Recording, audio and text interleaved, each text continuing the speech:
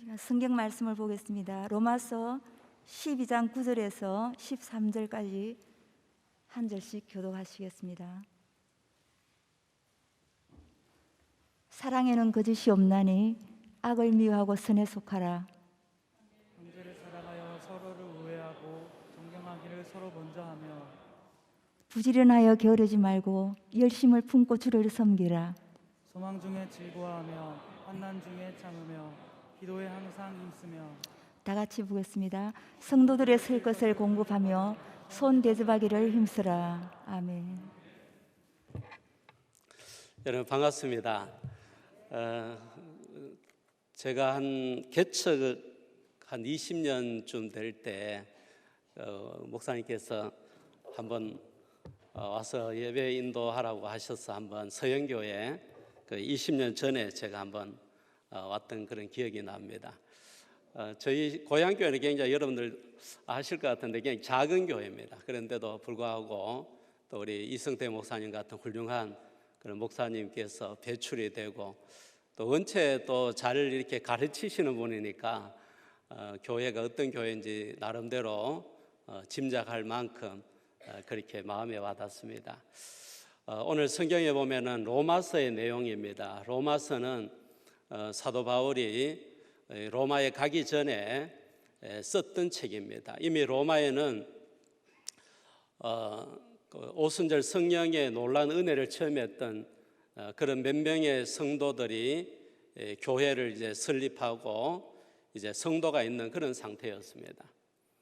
이런 교회에게 바울이 이 말씀을 전해주는 이유 가운데 하나가 자신이 가기 전에 이 로마에 있는 성도들의 신앙을 다시 한번 이렇게 확고하게 해야 되겠다 그런 생각을 가졌는 것 같아요. 그래서 사실은 1장의 로마서에 보면은 이 로마의 그리스도인들의 신앙에 대해서 이야기하기를 그들에게는 특별히 믿음에 대해서 온 교회들이 온 세상의 교회들이 그들의 믿음에 대해서 이미 익히 듣고 있던 그런 교회입니다. 그럼에도 불구하고 사도 바울은 이 로마서 1장으로부터 16장의 내용을 보면은 초신자에게 편지를 쓰는 것 같이 이렇게 편지를 쓰는 거죠. 그래서 1장에서 12장의 내용을 보면은 무엇을 믿어야 될지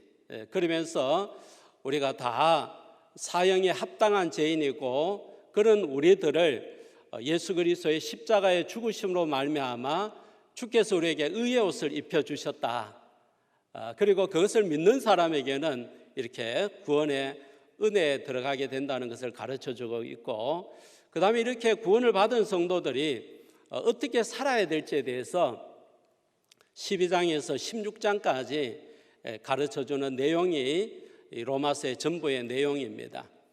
그렇게 생각한다면 우리 특별히 서영교회 우리 권사님들은 정말 누구보다 믿음이 좋으시고 또 지금까지 교회를 충성되이 섬겼던 그런 분임에도 불구하고 오늘 바울이 로마의 신실한 교인들에게 아주 기초적인 예수 그리스도는 너에게 무엇인지 또 예수 그리스도를 구주로 영접했는 사람은 어떻게 교회를 섬겨야 되는지에 대해서 가르쳐 주셨다면은 우리 권사님들도 마찬가지고 또 여기 계시는 모든 성도님들도 다시 한번 어떻게 하나님의 교회를 섬겨야 될지 생각하는 그런 시간이 되면 좋겠습니다. 오늘 우리가 하나님 앞에 교회를 섬길 때 가장 먼저 9절의 말씀에 보니까 사랑에는 거짓이 없나니 악을 미워하게 된다 그렇게 했습니다. 교회를 섬길 때 바르게 봉사할 때 가장 중요한 것은 다름이 아니라 사랑으로 해야 된다 그렇게 말씀을 하고 있습니다. 사랑이란 말은 어떤 요소가 있느냐 하면 진실하다는 거죠. 이 진실하게 우리가 교회를 섬겨 나가야 된다는 것을 말씀을 하고 있습니다. 그래서 사랑에는 이 거짓이 없고 또 그 자체가 이미 악을 미워하는 어떻게 보면은 악한 생각으로 아니면 육체적인 생각으로 하나님의 교회에 어떻게 보면 해를 주는 이런 생각을 배제하고 밀어내고 그리고 신실한 마음으로 하나님의 교회를 섬기는 그런 마음이 사랑으로 하나님의 교회를 섬기는 그런 마음입니다. 이 마음에는 어떻게 보면 희생이 있을 수밖에 없습니다. 그리고 더 나아가서 이렇게 사랑으로 봉사한다면은 하나님의 교회가 유익하다는 거죠. 저는 교회를 섬길 때 저는 은혜 받은 성도들이 굉장히 좋습니다. 그래서 새롭게 이제 교회에 들어오는 분들이 특별한 어떤 체험이 있고 은혜를 받고 그렇게 교회에 이제 들어오시는 분들이 굉장히 많이 있어요. 그러다 보면은 어떻게 생각하면은 기존의 교인들이 그 교인들을 수용하지 못할 때가 굉장히 많습니다. 들어와서 어떤 사모님 경우에는 울산에서 감리교에 굉장히 제가 알기로는 큰 교회를 하다가 이제 조기 은퇴를 하시고 그 목사님께서는 중국으로 이제 선교사로 가셨어요. 그리고 그 사모님이 저희 교회에 이제 나오셨습니다. 저는 이제 사모님이시니까 어떻게 하든지 잘 대해드려야 되겠다, 잘 대접해야 되겠다 이런 마음으로 이제 있는데 이 사모님이 다니시면서 본인이 특별히 이제 예언의 은사가 있고 투시의 은사가 있다고 말씀을 하고 다니셨어요. 그래서 저는 마음이 굉장히 기뻤죠, 사실은. 교회 안에 은사를 가지고 있고 또 그 은사를 사용하고 있고 그 은사가 교회 앞에 참된 어떤 선한 영향력을 준다면은 얼마나 좋겠습니까? 안 그래요? 그러니까 마음이 식어 있는 성도보다는 마음이 타는 성도가 굉장히 좋겠죠. 그런데 저희는 이제 교회 성도님들한테 항상 우리가 하나님의 교회는 또 은사는 봉사는 하나님 앞에 충성하는 모든 것들은 가장 중요한 것은 성경이 이미 기준을 정하시기를 덕을 세워야 된다 그렇게 했습니다. 교회에 덕을 세워야 된다. 하나님 앞에 우리가 큰 방언의 은사를 한다든지 예언의 은사를 한다든지 등등의 은사를 하고 또 어떻게 보면 하나님의 교회를 열정적으로 섬길 때 가장 중요한 부분은 덕을 세워야 된다. 하나님의 교회가 덕이 되지 않는다면은 성도에게 덕이 되지 않는다면은 자신이 섬기는 봉사가 어느 정도 멈춰 있는 그러면서 과연 내가 하나님의 은혜에서 출발하느냐 하나님의 교회를 사랑하는 데서 출발하느냐 또 아니면 성도를 사랑하는 그 마음에서 출발하느냐 또 내가 이렇게 섬기고 헌신하는 헌신들이 내가 내뱉는 그런 말들이 하나님의 교회에 덕이 되느냐 유익이 되느냐를 이제 생각해 봐야 되죠. 우리가 하나님 앞에 받은 바 그 하나님의 사랑을 가지고 교회를 섬길 때 내가 섬기는 것이 하나님 앞에 유익이 되느냐 교회에 유익이 되느냐 성도에게 정말로 힘이 되고 용기가 되고 또 성도의 기쁨이 되느냐 이렇게 생각할 수밖에 없는 줄 압니다. 오늘 우리가 하나님 앞에 이렇게 사랑으로 해야 되는 이유가 다름이 아니라 우리는 예수 그리스도의 피로 말미암아 죽었던 우리들이 다시 우리가 거듭나고 다시 하나님의 가정의 공동체로 우리가 하나님 앞에 부름을 받으셨습니다. 그래서 교회를 섬길 때 보면은 우리가 어떤 권사님들은 이 자랑을 굉장히 많이 할 때가 있어요. 자랑을 하는 내용들을 보면은 형제 자랑하는 그런 경우가 많죠. 형제들이 이렇게 잘 됐다, 저렇게 잘 됐다 그런 이야기를 할 때 제가 옆에서 들어보면은 굉장히 실망스러울 때가 많아요. 어떻게 보면 우리는 예수 그리스도 안에서 우리 서영교회에서 같이 만나서 같은 서영교회라는 이 영적인 집입니다. 영적인 가정입니다. 어떻게 보면 혈육의 어떤 형제보다도 우리 교회 안에 있는 성도가 더 사랑스럽고 더 뭐냐면은 내 형제보다도 더 어떻게 보면 귀하고 그렇게 우리가 예수 그리스도 안에서 만났던 그런 영적인 혈연 관계죠. 그래서 어떻게 보면은 우리 성도들 안에서 형제들 어떻게 보면 성도들을 바라볼 때 하나의 어떤 조건으로 우리가 성도들을 바라보는 것이 아니라 우리가 하나님의 말씀 안에서 우리가 그들을 어떻게 하면은 섬길까? 여러분들 우리가 교회 생활할 때 비교할 필요가 없습니다. 저희 교회는 우리가 대학을 나왔느냐, 집안이 어떠냐 이런 부분에 대해 전혀 고려하지 않습니다. 여러분 교회 안에 나오면은 다 형제와 자매입니다.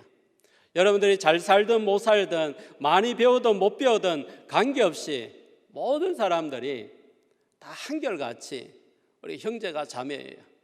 그래서 자랑하는 것도 조심해야 되죠. 그렇죠? 자랑을 하려면 주님 자랑해야 되죠. 그렇죠? 나에게 베풀어 주신 주님의 은혜라는 이 은혜를 자랑해야 됩니다. 저는 이제 부교육자 생활을 하면서 계속 예를 들어서 한 10년 동안 이렇게 공부를 계속 하게 되었습니다. 그래서 나중에는 이제 그 2007년도에 일반 대학 역사로 이제 제가 박사 학위를 받았습니다. 제가 우리 교인들도 제가 뭐 학교 다니는 이야기도 전혀 하지 않고요. 또 저는 저희 친구들이 한 8명 있는데 그 친구들 모였을 때도 한 번도 저는 학교 이야기를 하지 않았습니다. 왜냐하면 혹이나 그게 제 자랑이 될까봐 아니면은 친구의 마음에 혹시 상처가 될까봐 뭐 한 10년 동안 이렇게 다니면서 그렇게 했던 기억이 납니다. 여러분들 교회를 섬길 때 성도를 항상 배려하는 그런 마음이 되어야 됩니다. 내가 하는 행동이나 내가 하는 말이나 내가 하는 자랑이나 내가 하는 헌신이 교회를 섬길 때 성도에게 어떻게 보면은 비교가 되고 또 열등의식을 갖고 이런 마음을 우리가 갖는다면은 우리는 주님의 사랑으로 하지 않는 것과 마찬가지입니다. 여러분, 우리는 사랑으로 해야 되는 이유가 이미 성경에 보면은 주님께서 우리에게 계명을 주셨습니다. 그 한 가지 계명에 대해서 이야기할 때 내 이웃을 내 몸과 같이 사랑하라 그렇게 했어요. 내 몸과 같이. 사랑을 하는데 어떻게 사랑하느냐? 성도를 사랑하는데 어떻게 사랑해야 되느냐? 내 몸과 같이 사랑해야 된다. 여러분들 우리가 코로나19 때문에 대부분 다 백신을 맞으셨어요. 그런데 백신을 맞았던 그 백신이 그 코로나19입니다. 19. 옛날에 보면 대한제국 때 우리나라에 다양한 어떤 전염병이 있어서 그때 우두법이니 인두법이니 해서 그 당시에 이제 전염병을 소에게 이렇게 주입시켜서 그것을 사람에게 옮기는 걸 가지고 우두법이라 합니다. 인두법은 바로 조금 더 기술이 발달해 가지고 바로 사람에게 이 전염병을 주입시켜서 내성을 만드는 거죠. 그와 똑같이 여러분들이 지금 이 코로나19 백신을 맞았는 것은 따지고 보면은 코로나19를 몸에 적당한 양을 우리 몸에 주입시켰는 거예요. 그러면 우리 몸은 외부에 적이 나타나니까 이 적을 방어할 수 있는 그런 능력을 이제 기르게 된다는 거죠. 그래서 웬만한 그런 이 코로나19를 맞아도 어떻게 보면 어느 정도 우리 몸 자체가 자가 기능이 있어서 그걸 방어할 수 있는 자기 몸을 보호하는 그런 기능이 우리 몸에 하나님께서 허락해 주셨어요. 오늘 여러분들 주님께서 말씀하시기를 내 몸같이 내 이웃을 사랑하라 그렇게 말씀하셨어요. 이 말은 다름이 아니라 본능적으로 뭐예요? 우리는 우리를 사랑한다는 거죠. 여러분들 우리 권사님들이 이 주방에서 이렇게 음식을 장만하다 칼이 떨어지면은요 본능적으로는 피합니다. 그런데 본능적으로 어떤 자기의 어떤 위기가 오면은 피하게 됩니다. 또 아니면은 자기의 자녀에 대해서 본능적으로 그 자녀를 사랑하기 때문에 위험에 무릅쓰고 자녀를 안아버리죠. 이와 같이 우리 몸은 본능적인 게 있다는 거죠. 주님께서 이웃을 사랑하고 교회를 사랑하고 성도를 사랑할 때 네가 너의 본능적으로 너를 사랑하는 같이 너도 성도에게 본능적으로 사랑해야 된다는 거죠. 그냥 우리가 사랑하는 것이 아니라 나도 모르게 본능적으로 사랑하는 거 말이에요. 저는 교회를 섬기고 또 이웃을 이렇게 섬기다 보면은 어떤 생각이 나느냐 하면은 저는 매일 보면은 사주는 목사입니다. 밥을 사줘도 매일 사주고요. 그래서 사주는 목사인데 제가 사주다 보니까 얻어먹는 게 이게 그 몸에 우리가 배이지 않았어요. 그래 굉장히 불편할 때가 많습니다. 그래서 제가 가만히 생각해 보니까 한 번 사주면은 영원히 사줘야 되는 거예요. 한 번 얻어먹으면은 영원히 얻어먹게 됩니다. 뭐가 더 좋을까요, 여러분들? 사주는 게 낫겠죠, 그렇죠? 사주면은 뭐 마음도 편하고 또 하나님께서 그 부분을 또 채워주시기도 하고 또 사람에 대해서도 존중도 하고 또 사랑에 대해서 따뜻한 그런 관계도 이렇게 맺을 수 있으니까 좋은 것 같아요. 여러분, 우리가 본능적으로 오늘 주님께서 본능적으로 내 자신을, 내 몸을 사랑하는 것 같이 내 이웃을 사랑하라 뿐만 아니라 주님께서는 말씀하기를 주님께서 나와 같이 내 이웃을 사랑하라 그렇게 말씀하셨습니다. 주님이 이 땅에 인간의 몸으로 오셨습니다. 여러분들 뭐 대통령이 되면 굉장히 좋을 것 같지만은 시장도 자유롭게 가지 못합니다. 뭐 어디든지 자유롭게 가지 못합니다. 한평생 동안 자기 집에 갇혀 살죠. 그리고 한 번씩 뭐 골프 필드 나가는 그게 다인 것 같아요. 그런데 그와 같이 우리가 어떻게 보면은 이 하나님께서 주님이 이 땅에 오신다는 말은 이게 기적입니다. 기적. 인간의 몸을 입었다는 건 기적입니다. 그리고 그뿐만 아니라 주님이 나를 위해서, 여러분들 위해서 십자가에 돌아가셨습니다. 얼마나 큰 사랑입니까? 안 그래요? 주님이 우리에게 보였던 그 사랑 가지고 우리가 또한 이웃을, 또 성도들을, 교회를 주님께서 내 몸같이 사랑하라 그렇게 부탁을 하셨습니다.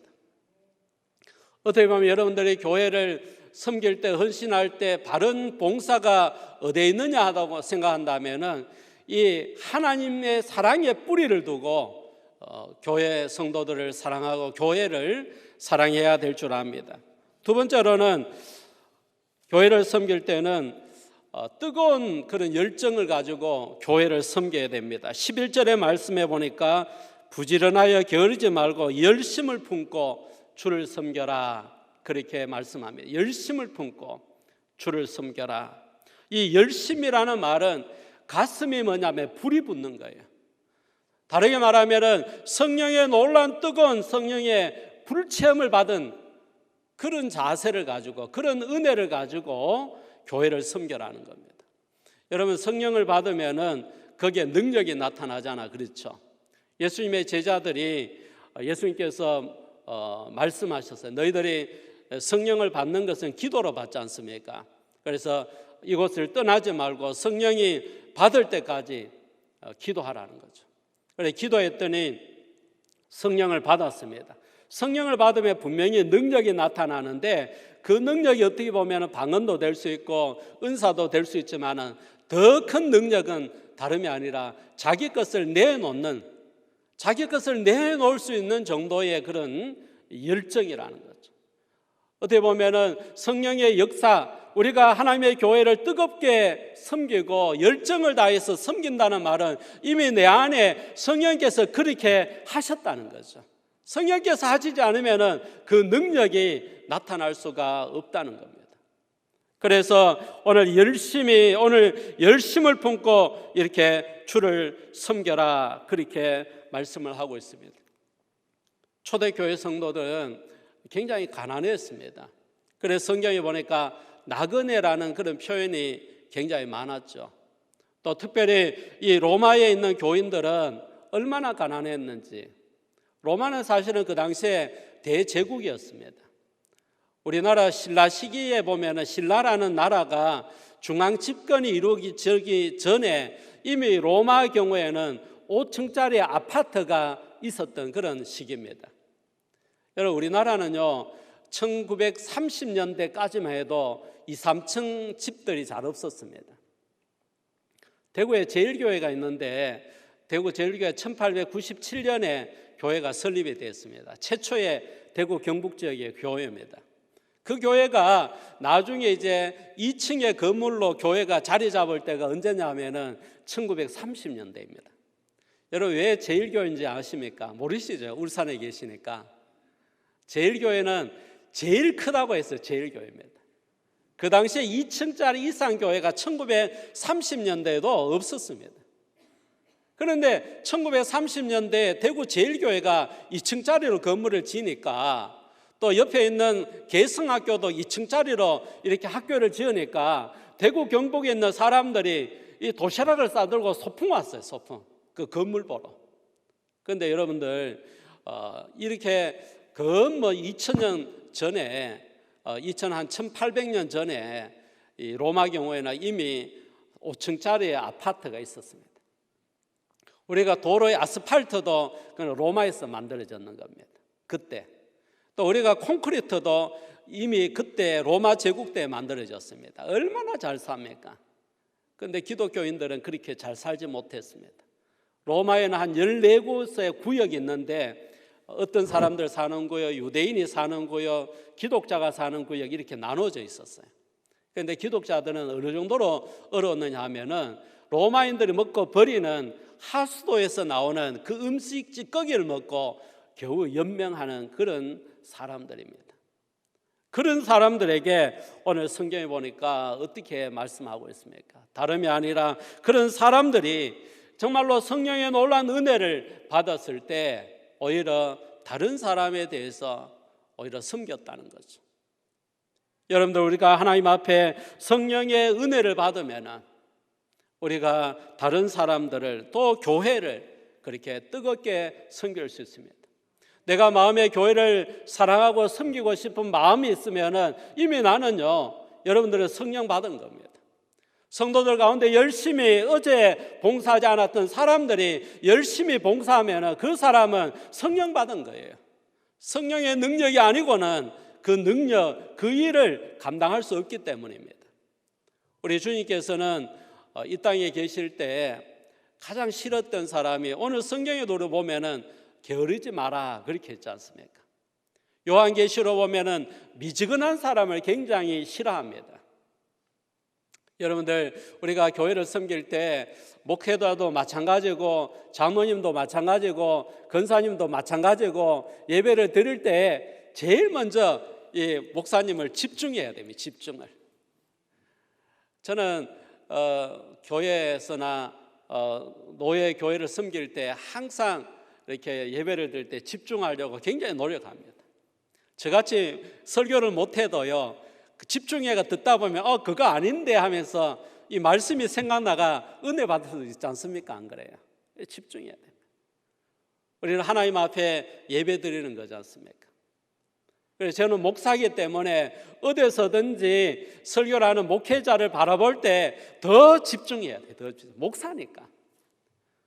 또 예배를 드릴 찬양할 때 더 열심히 찬양해야 되죠. 목사니까. 그렇죠. 우리가 가르치는 사람이고 앞서 있는 사람이고 그러니까 더 열심히 해야 되죠. 오늘 주님께서 우리에게 미증하지 말라, 차든지 덥든지 하라 이 말씀이었어요. 다르게 말하면은 어떻게 보면 영적으로 살아 있어야 된다 그 말입니다. 여러분들이 교회를 섬길 때 믿음 생활을 해 나갈 때 우리는 어떻게 해요? 정말로 부지런해야 됩니다. 한국 교회가 하나님 앞에 이렇게 크게 축복받은 그 이유는 부지런했습니다. 여러분, 우리가 여전도회나 또 우리가 이렇게 여전도회가 세워지고 교회가 크게 부흥하게 됐던 시기는 우리가 초기부터 그렇게 부흥했습니다. 사경예라고 해가지고 이 사경예를 이렇게 참여하기 위해서 주로 이제 농번기가 끝나면은 한겨울에 사경예를 했습니다. 그러면은요, 하루 종일 걸어서 사경예가 좀 대도시에 사경예를 했어요. 그러면은 그때 이제 먹을 수 있는 그런 일주일 동안 사경예를 했으니까 뭐 이렇게 반찬이든지 쌀이든지 또 침구든지 또 조리기구든지 이걸 다 갖춰 가지고 하루 종일 걸어서 사경예 하는 곳에 와서 사경을 했어요. 그래서 하루 종일 하나님의 말씀을 들었어요. 그 말씀을 들은 그 근거를 가지고 밤에는 기도회를 했습니다. 그래서 하나님 말씀 듣고 기도하고 일주일 동안 그렇게 큰 은혜가 임하게 되었죠. 그 힘 가지고 교회마다 전도회가 만들어지고 교회마다 전도 부인을 세우고 선교하고 또 심지어 1907년도에 대부흥운동이 일어날 때도 이 사경예에서 일어났다는 거죠. 그렇게 열심히 했습니다. 왜냐하면 여러분들, 우리는 지금 가까이에서나 먼 곳에서 차를 타고 오지 않습니까? 안 그래요? 한겨울에 여러분들 그 먼 길을, 제가 예전에 외강교회라는 교회를 섬겼습니다. 그래서 그때 이 손판용 장로님에게 제가 여쭤봤어요. 장로님, 예전에 여기 외관에 교회가 세워지기 전에 어디 가서 예배를 드렸습니까? 이야기했더니요, 외관에서 대구 서문교회까지 가서 예배를 드렸대요. 그런데 아침에 일찍 일어나가지고 도시락을 준비해가지고 걸어가면은요, 11시 되면은 예배에 참여할 수 있었대요. 한 몇 시간이겠습니까? 4-5시간 걸었겠죠.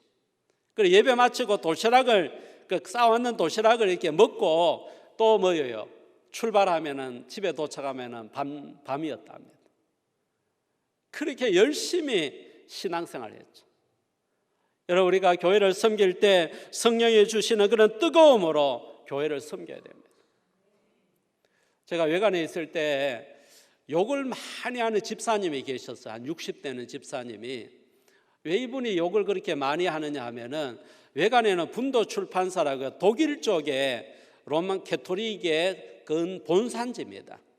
그래서 그 캐토릭 학교도 있고요, 피정의 집도 있고 수도원도 있고 뭐 다 있어요. 출판사도 있고.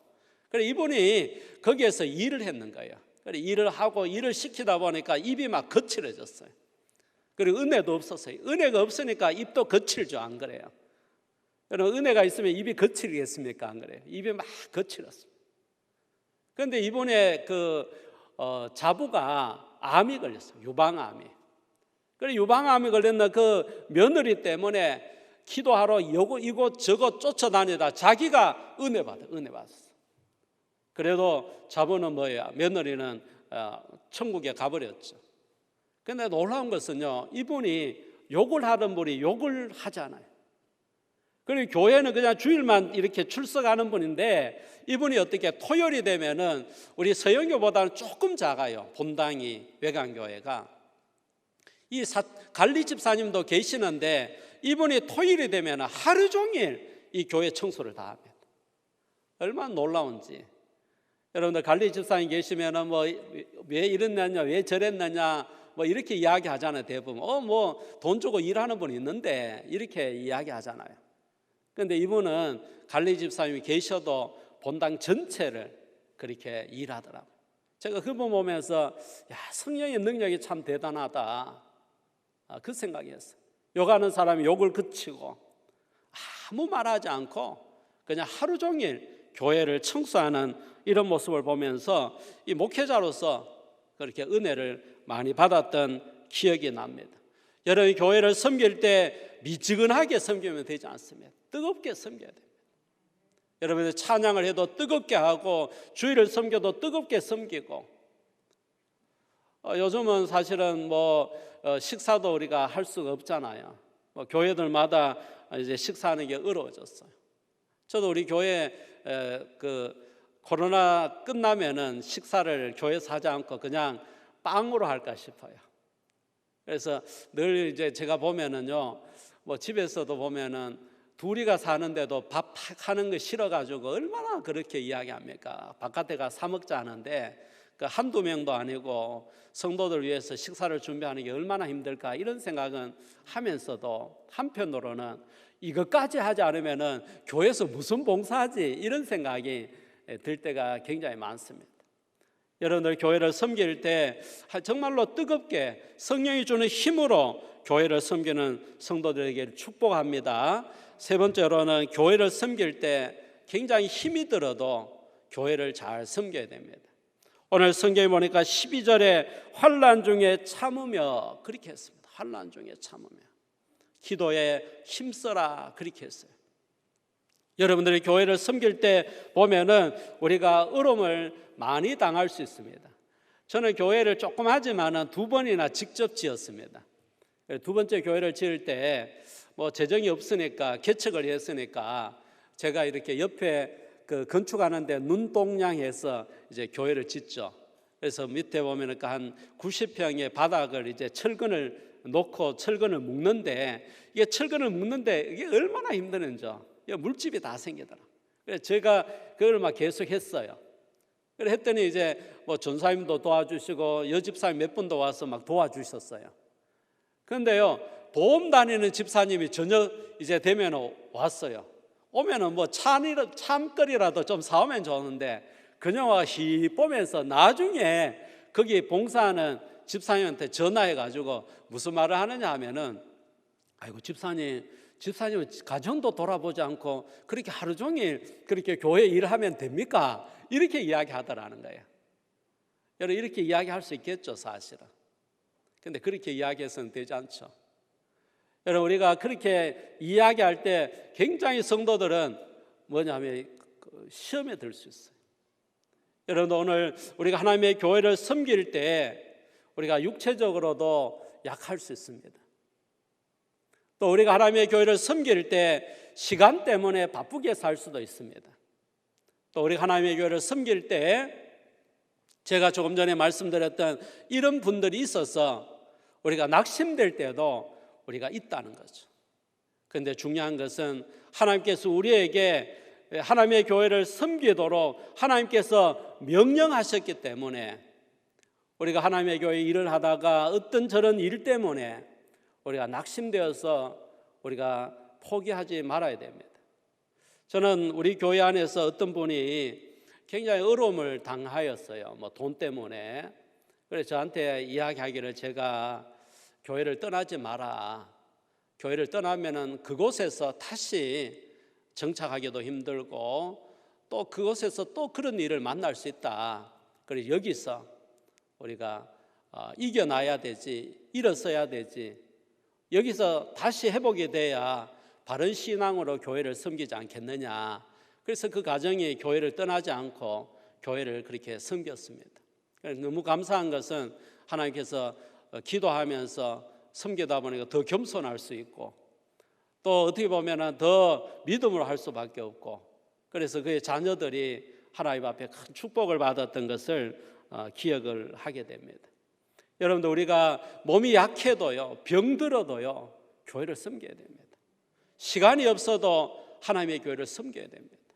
더 나아가서 우리가 교회 안에서 이런저런 이야기를 들어도 내가 섬기는 것이 하나님 앞에 바른 믿음으로 바른 자세로 교회 덕을 위해서 섬긴다면 포기하지 말아야 됩니다. 그것 때문에 포기하게 된다면 하나님 앞에 하나님 보시기에는 핑계밖에 되지 않습니다. 끝으로 네 번째로는 하나님의 교회를 섬길 때 성도를 정성껏 섬겨야 됩니다. 13절의 말, 성도들의 쓸 것을 공급하며 손대접하기를 힘쓰라, 그렇게 했습니다. 여러분들, 로마 교회는 정말로 어려운 교회라고 이야기 들었지 않습니까? 자기가 먹고 살기조차 어려운 그런 교회 성도들입니다. 그 성도에게 주님께서 말씀하기를, 여기 보니까 손대접하기를 잘해라. 뭐 아무것도 없는데 말이에요. 잘해라. 그리고 또 더 나가서 이 성도의 쓸 것을 공급하라, 그렇게 했습니다. 한국 교회가 이렇게 부흥하게 됐던 이유 가운데 한 가지가 선교사들의 선교 정책이 선교, 그 다음에는 학교를 설립하고 교육 선교, 그 다음에 병원을 세워서 의료 선교, 그렇게 했어요. 그랬더니 한국 교회가 부흥했어요. 그뿐만 아니라 1894년도가 되면은 동학 농민운동이 일어났어요. 그래서 전쟁이 막 일어났다는 거죠. 농민군과 정부군이 막 충돌했습니다. 그래 대한제국의 정부가 보니까 이 농민군을 어떻게 할 수가 없었어요. 그래서 청나라의 도움을 받아서 청군이 막 들어오게 되었습니다. 청군이 들어오니까 텐진 조약 때문에 청군이 들어오면은 일본군이 들어올 수 있습니다. 일본군이 들어오면은 청군도 들어올 수 있습니다. 그래서 들어와 가지고는 동학농민군은 정리가 됐는데 우리나라 땅에서 청나라 군사와 일본 군사들이 싸우는 거예요. 얼마나 이게 웃기는 겁니까? 나무 땅에서 말이에요. 그래서 많은 사람들이 그 목숨을 건지기 위해서, 자기의 재산을 지키기 위해서 어디 갔느냐 하면은 치해법권 지역이었던 교회로 막 찾아 들어왔습니다. 선교사를 세우는 막 교회로. 그래 교회로 오니까 선교사님들이 그들을 보호해주고 그들에게 먹을 것을 주고, 그리고 예배를 드리다 보니까 이 사람들이 은혜를 받게 되었습니다. 그냥 뭐냐면은 말씀 전했는 것이 아니라 이들에 대해서 따뜻하게 이들의 어떤 피로를, 이들의 먹거리를 이렇게 채워주면서 같이 예배 드렸더니 이 사람들이 복음을 받아들이게 되었습니다. 그래서 1894년도의 기점으로 또 그 다음에 1904년도에 이 러일 전쟁도 또 평양 지역에 그렇게 러일 전쟁이 일어났습니다. 그래서 여러분 나름대로 평양 지역에 제일 부흥이 많이 되었어요.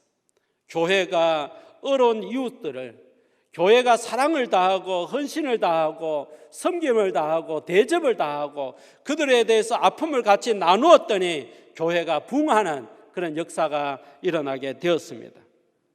로마 교회가 바로 그랬습니다. 저는요, 제가 교육전사 때 부목사님이 제 생일날 돼지국밥 한 그릇 사주더라고요. 그 돼지국밥이 제 일평생 동안 잊혀지지 않습니다. 국밥만 봐도 그 목사님이 생각이 나, 부목사님입니다.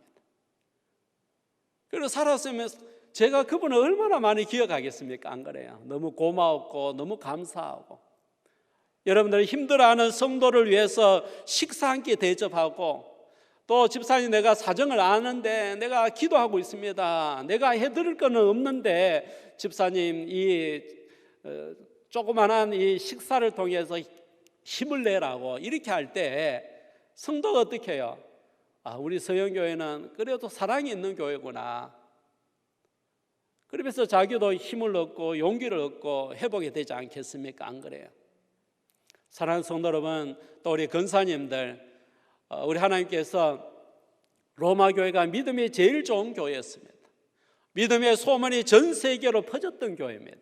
그럼에도 불구하고 구원의 문제에 대해서 다시 짚고, 그 구원의 문제에 기초가 있다면은 정말로 주님의 사랑을 기초하여서 교회를 섬길 수밖에 없고, 또 이 성령의 놀라운 능력 가지고 뜨거움으로 열정을 가지고 교회를 섬길 수밖에 없다고 말씀하고 있습니다.